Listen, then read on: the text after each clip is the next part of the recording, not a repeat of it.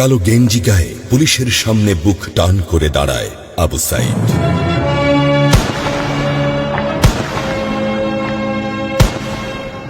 Police তাকে রক্ষা করার বদলে গুলি করে। ঠাস ঠুস কয়েকটা গুলির মধ্যে একটা গুলি লাগে তার কোমরে। খানিকটা ভাঁজ হয়ে যায় শরীর। সম্ভবত সে বুঝতে পারে নাই। ঘাড় ঘুরিয়ে কোমর দেখার চেষ্টা করে একবার, তারপর আবার আগের মতো আবার দুই হাত প্রসারিত করে সিনা টান করে দাঁড়ায়। ডান হাতে ছোট্ট একটা লাঠি। বিশ্ববিদ্যালয়ের প্রধান ফটকের পাশে বেশ কয়েকজন পুলিশ, হাতে রাইফেল, রাইফেলের তাজা গুলি, আবারও গুলির শব্দ। পরে গুলিটা কোথায় লাগলো বোঝা গেল না। তবে আবু সাইদ টলছে। পড়বে পড়বে ভাব, কিন্তু সে সোজা হয়ে দাঁড়ানোর চেষ্টা করছে। গুলি খাওয়ার আগে ফেসবুকে তার শেষ পোস্ট ছিল, যতদিন বেঁচে আছেন মেরুদণ্ড নিয়ে বাঁচুন। সেজন্যই হয়তো গুলি খাওয়ার পরও সোজা হয়ে দাঁড়াতে চাইছিল, কিন্তু পারছিল না। আবু সাইদের মেরুদণ্ড সোজা থাকলেও শরীরটা মাটির দিকে ক্রমশ ঝুলে পড়ছিল।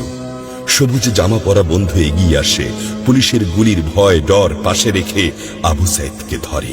আরো দু একজন আসে, আবু সাইদকে হাসপাতালে নিতে হবে। আবু সাইদ হাঁটতে পারছে না, শরীর ছেড়ে দিচ্ছে। 4-5 জন হাত পা ধরে শূন্যে তোলে। আবু সাইদ ঝুলছে আর রক্ত পড়ছে টপ টপ টপ। যে আবু সাইদ কিছুক্ষণ আগেও বুক চিতিয়ে দাঁড়িয়ে কোটা সংস্কার আন্দোলনে নেতৃত্ব দিচ্ছিল, সে এখন শূন্যে ঝুলছে, যেভাবে ঝুলছে মেধাবীদের ভাগ্য। রাত 10টার আগেই বাড়িতে যাওয়ার কথা ছিল আবু সাইদের।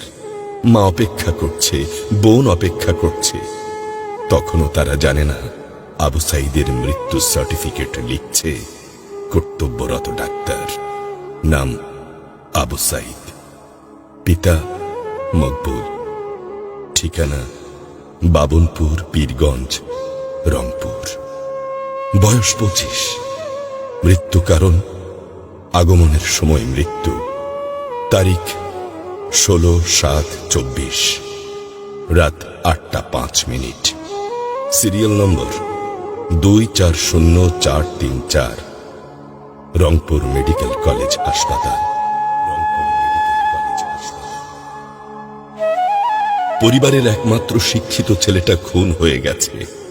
মা যখন জানল দুনিয়া কি আর ঠিক আছে তার কাছে, বিলাপ করে বলে, আমার ছেলেরে চাকরি না দিবি না দে, গুলি করলো কেন? বোন শুনি আর্তনাদ করে বলে, 3টা গুলি কেন আমারে করলো না?